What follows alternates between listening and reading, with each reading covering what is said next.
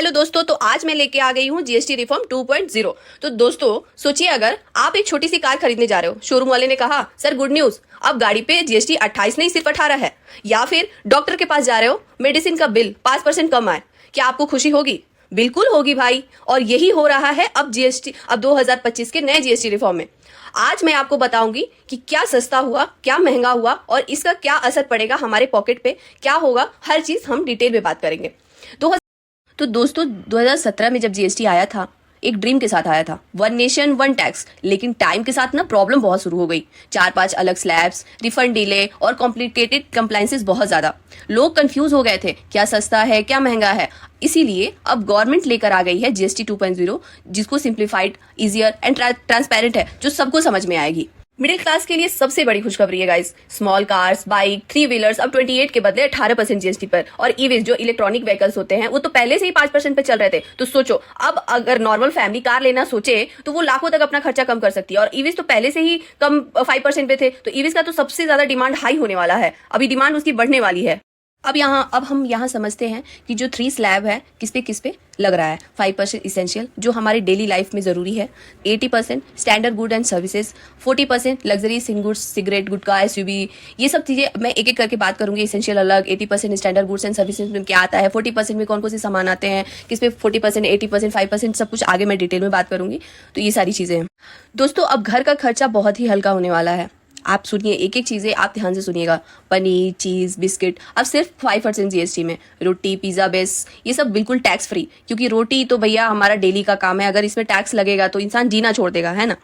Medicine, आपका चश्मा, oxygen सिर्फ 5% है। मेडिसिन तो हर घर में, हमको लगता है हर 10 घर में, 10 घर में हमको लगता है सब लोग मेडिसिन ले रहे होंगे। तो ये तो बहुत बड़ा रिलीफ है मिडिल क्लास लोगों के लिए। और सबसे बड़ी बात है life insurance, life and health insurance, जो अब पूरी तरह टैक्स फ्री है। सोचो हेल्थ इंश्योरेंस लेना अब कितना अफोर्डेबल हो गया है गाइस। सैल्यूट टू गवर्नमेंट, जिसने बहुत अच्छा कदम उठाया है।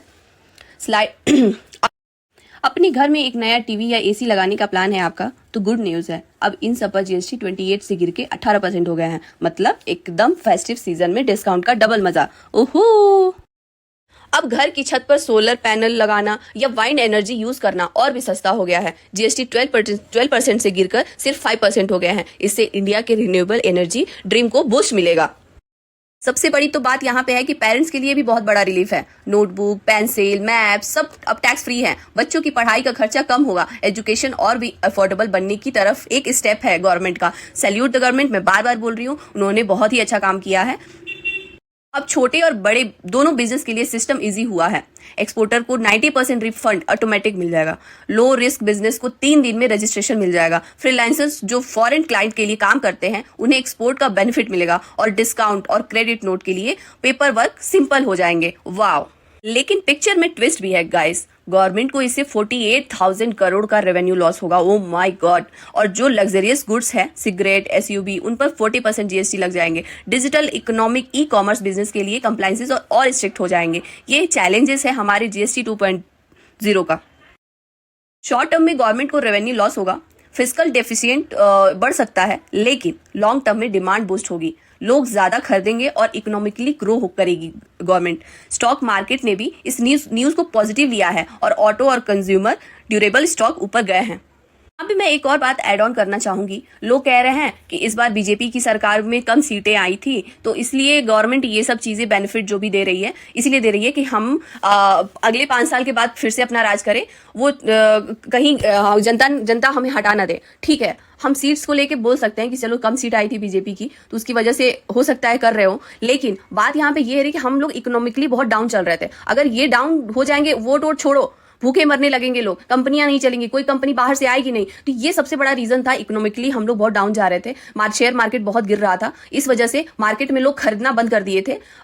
इसलिए गवर्नमेंट ने सारी चीजें सस्ती कर दी कि लोग अब जम के खर्चा करें, लोग थोड़ा बहुत इन्वेस्ट करें मार्केट में, हम लोग थोड़ा इकोनॉमिकली बूस्ट करें। तो बात यहाँ पे ये नहीं है कि गवर्नमेंट ने अपनी सीट बढ़ाने के लिए सब किया है। चलो वो अलग बात है, हो सकता है उनका, हो सकता है थोड़ा बहुत मंशा हो, लेकिन आखिर इंडिया में कोई भी राज करेगा, इकोनॉमिकली तो बूस्ट रहना चाहिए ना, तभी तो हम कुछ कर सकते हैं। तो जीएसटी 2.0 एक तरह का आम आदमी के लिए फेस्टिव गिफ्ट है। सच में आपके किचन, हॉस्पिटल, स्कूल और शोरूम का खर्चा सब कम होगा। लेकिन साथ ही गवर्नमेंट के लिए एक बड़ा चैलेंजेस भी है।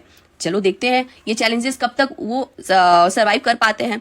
आपको क्या लगता है ये रिफॉर्म लॉन्ग टर्म में इंडिया के लिए फायदेमंद होगा या गवर्नमेंट को और परेशानी देगा? कमेंट्स में जरूर बताइएगा। और वीडियो पसंद आए तो लाइक, सब्सक्राइब, शेयर सब कुछ करिए। Please support me. ज्ञान को उसके साथ नॉलेज को अपने बढ़ाते रहिए। Thank you so much guys.